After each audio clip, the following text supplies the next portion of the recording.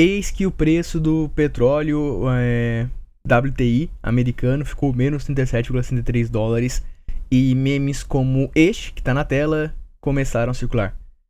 Mas o que será que levou a este preço dos contratos futuros do WTI? Será que ninguém tinha previsto que esse tipo de coisa poderia acontecer? Vamos agora discutir os motivos que levaram à grande produção e à baixa demanda do mercado de petróleo e por que o mercado futuro foi afetado.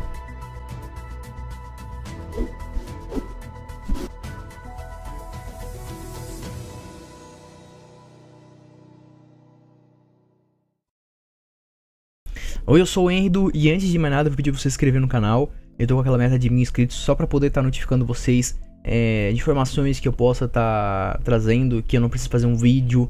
Às vezes eu tenho algum comentário pra fazer, às vezes eu tenho um projeto legal pra apresentar e eu não gostaria de ficar fazendo vídeo só pra isso. Então se inscreva no canal pra que a gente possa estar tendo uma melhor comunicação. Vamos agora ao vídeo de análise do porquê que o preço do petróleo caiu em patamares negativos. Antes de mais nada, eu gostaria de fazer uma breve introdução sobre o que seria o mercado internacional do petróleo, né? Do crude oil, mais precisamente. Quando eu trabalhava com exportação e importação, um dos maiores produtos que eu buscava importar, e importava da China por sinal, eram os EPS, né? Que eram o poliestireno expansível, o polietileno, o polipropileno, esses produtos que são derivados do petróleo. E na época era bem fácil de observar que existiam alguns países que eram os tops assim de exportadores e os países que eram tops assim de importadores. Eu vou estar dando ênfase e na verdade eles estão no top 3 exportadores de petróleo mesmo, mas estou dando ênfase para Arábia Saudita, Rússia e Iraque. E no top 3 dos importadores nós teremos China, Estados Unidos e a Índia. Um fator interessante é que tanto a Arábia Saudita quanto o Iraque fazem parte da Organização dos Países Exportadores de Petróleo, conhecido como a OPEP. A OPEP, por sua vez, é uma organização intergovernamental que fica responsável por oferir políticas aí para os países membros. Além da OPEP, nós temos o que a gente chama de OPEP+, ou OPEP+, que tem outros países e destes países nós temos a Rússia, ela mesma que estava ali no top 3 exportadores. Toda essa introdução que eu acabei fazendo é só para vocês terem uma ciência de como está o mercado internacional referente a isso, para que eu possa estar demonstrando o que pode ter acarretado a grande produção ali dos petróleos, dos barris de petróleo, né? E como que isso afetou o mercado futuro dos Estados Unidos. Existe um fenômeno aí, não sei se vocês sabem, né?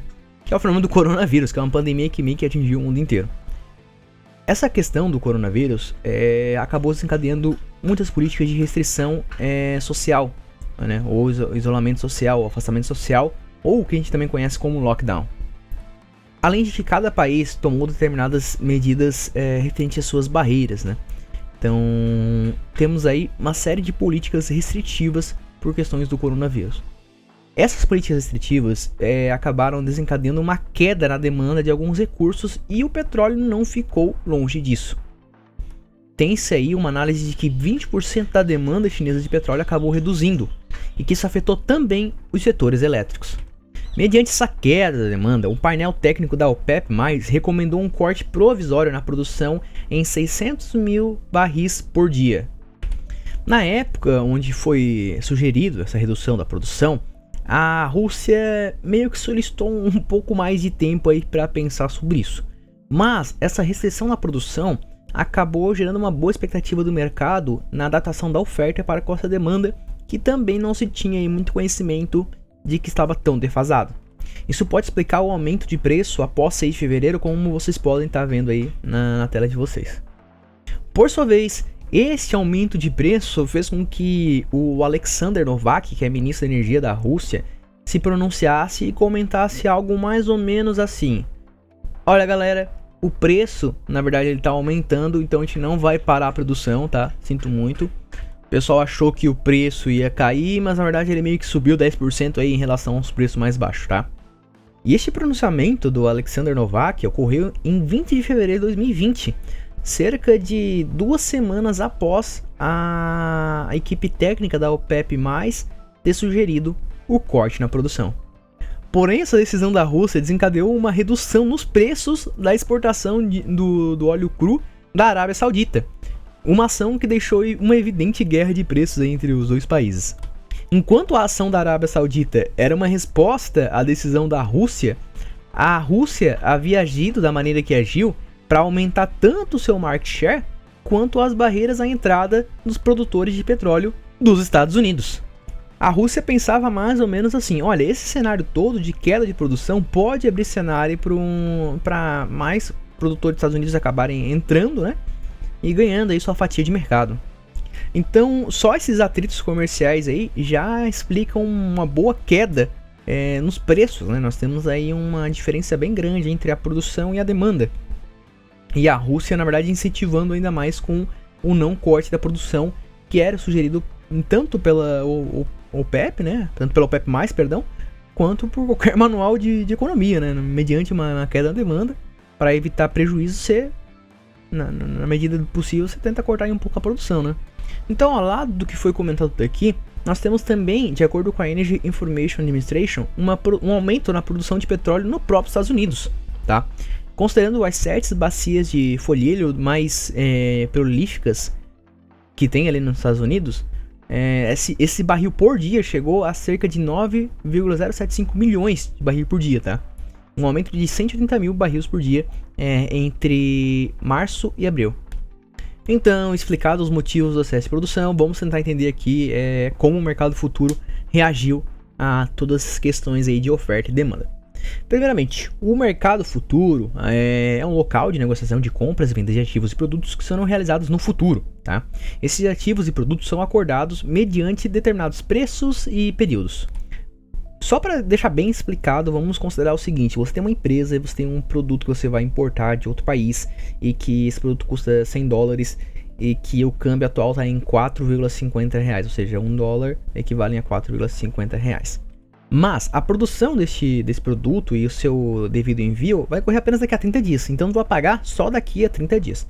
Porém, tu já considerando a venda que tu vai fazer, tu já faz tuas análises de custos ali. Então, logística, tu coloca custo de funcionário, enfim, tu faz toda a sua análise de custo e tu já considera o preço da compra do produto, aquele dólar total, para poder fazer o seu markup, né? E então aí vender e auferir um lucro.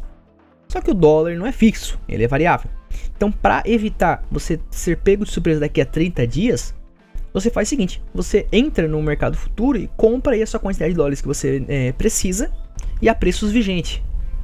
Portanto, se daqui a 30 dias você chegar e o dólar tá a 5,20, por exemplo, você conseguiu aí se livrar de um custo maior aí nessa compra, que provavelmente está nos seus projetos para ser vendido, ou enfim, ser usado como matéria-prima para outro produto, entre outros fatores.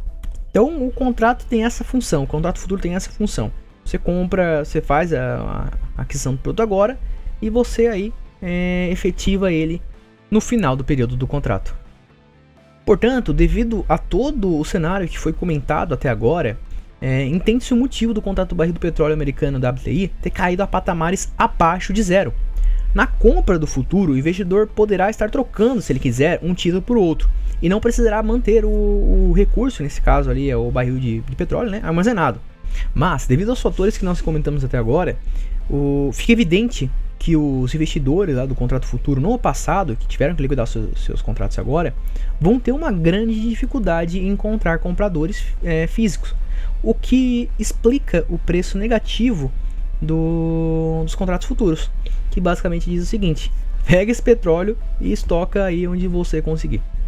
Bom, espero que tenha ficado claro aí toda essa questão aí do preço do WTI e que vocês tenham gostado do vídeo. Isso aqui é um quadro que eu estou trazendo aqui pro canal, que é o quadro de análise de mercado. Eu já tinha deixado um vídeo pronto aí para sexta-feira, mas como surgiu essa questão do petróleo, resolvi então antecipar o quadro aí para hoje. Por hoje é só, um grande abraço e até mais!